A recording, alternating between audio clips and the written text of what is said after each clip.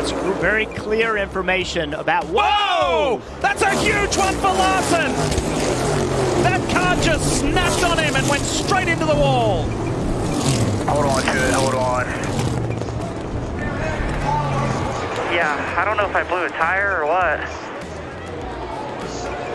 That just snapped in a split second. Yeah. Whether he blows a tire, I was wondering right front, but right there, it's clear it gets loose. Kyle Larson knows that as well, so I wonder if he's wondering if the right rear tire started to go down, which is what made the car loose. Kyle obviously had... Kyle Larson has finally opened up about his ongoing struggles with superspeedway racing, and he's not holding back. The 2021 NASCAR Cup Series champion recently made some eye-opening comments about his frustrations with Daytona and Talladega, admitting that these tracks continue to be his Achilles heel despite his incredible success elsewhere.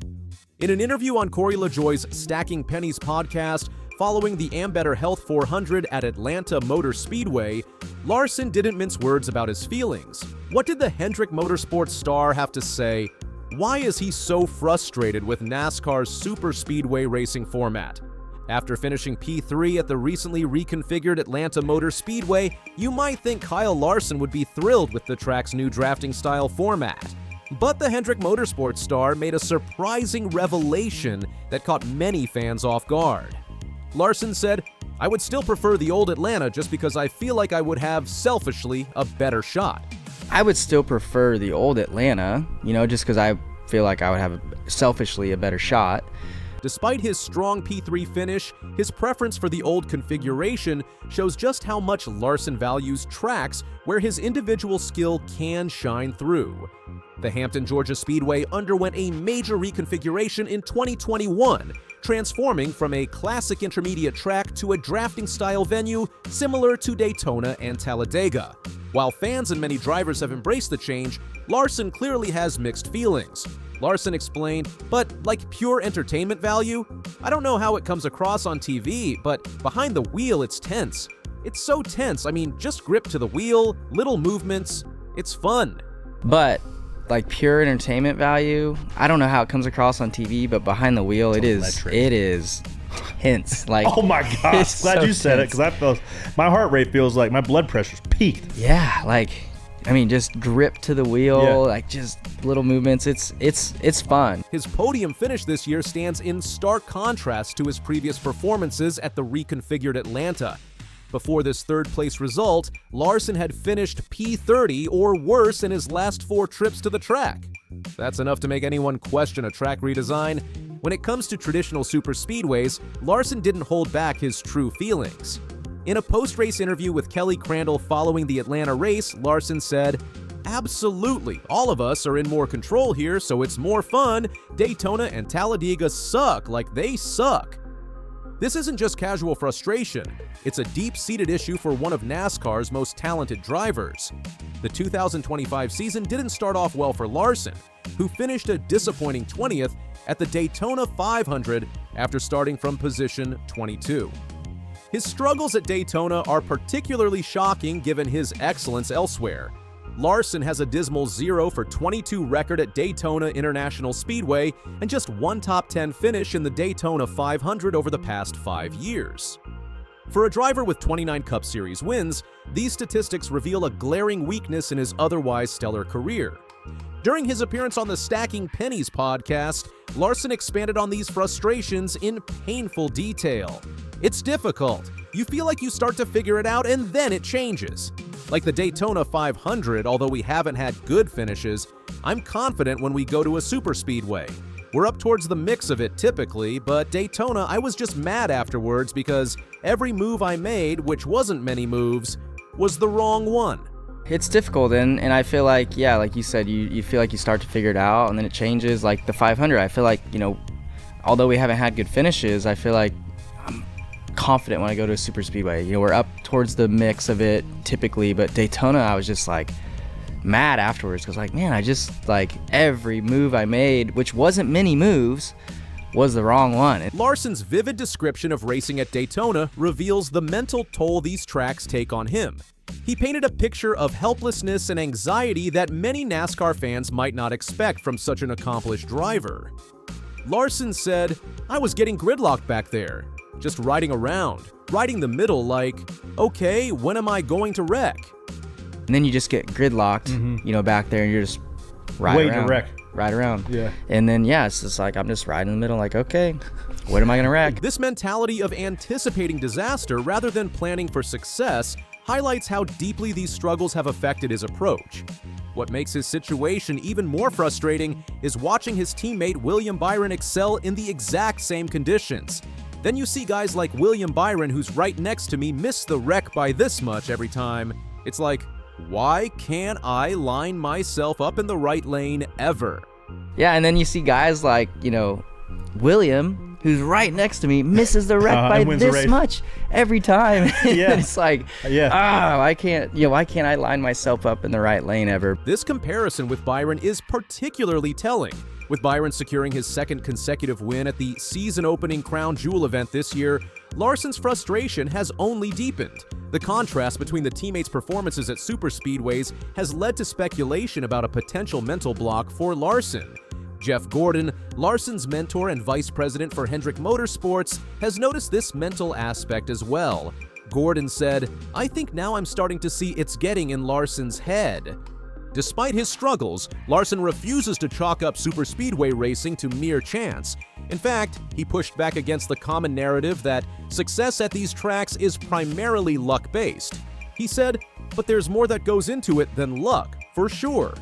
It's easy to say that speedway racing comes down to luck, but it's the same guys that are winning all the time. But there's more that goes into it than luck, for sure. Like, it's easy to say that speedway racing, it comes down to luck, but it's the same guys, you know, that are winning all the time, you know. He went on to identify the consistently successful superspeedway racers. Penske guys, they're always up front. Williams always up front. Your Corey LaJoie always up front. Ricky Stenhouse Jr. always up front. Penske guys, they're always up front. Williams always up front. You're always up front. Ricky's always up front. This observation shows Larson's recognition that there's a skill set he hasn't mastered yet. You guys have an idea of how to do it, and I don't know, I just haven't quite figured it out. You guys have an idea of how to do it, and I don't know, I just haven't quite figured it out. But in another interview, Larson elaborated on the differences he perceives between Atlanta and traditional superspeedways. "This is totally different than Daytona and Talladega. I do have more confidence when we come here, even though this is my first finish.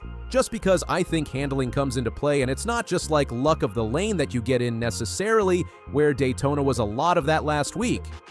Perhaps the most revealing part of Larson's comments was his vision for what superspeedway racing should be.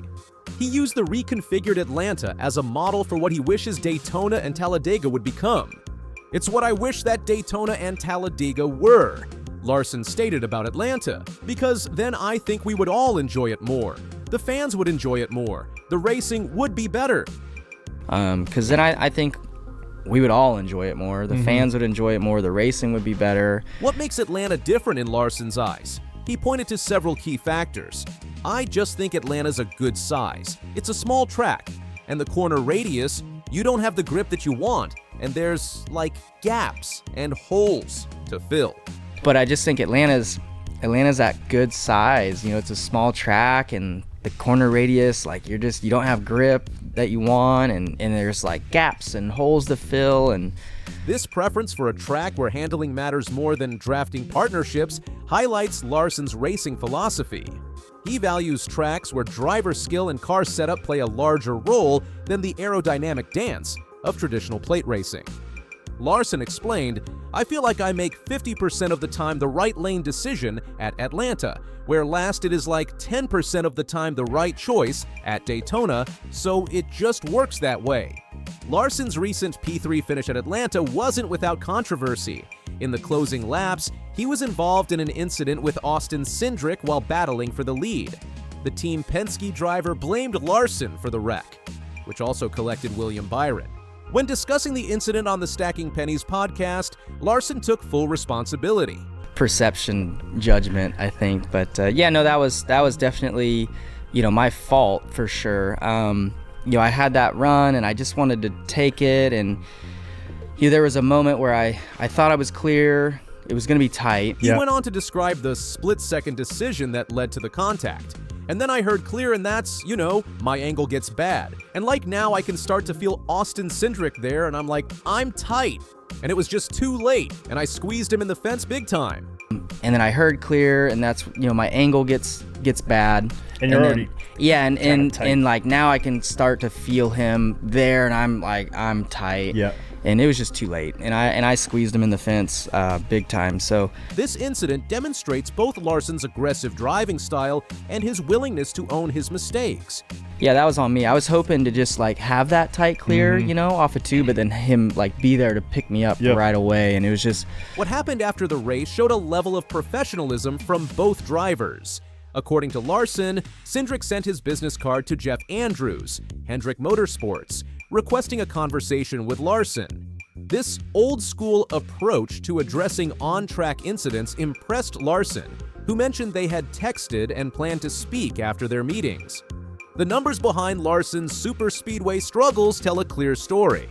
With an average finish of 21.9 in 22 race starts at Daytona and only 2 top 5 finishes in 48 starts across drafting tracks, Larson's difficulties aren't just in his head, they're reflected in the statistics.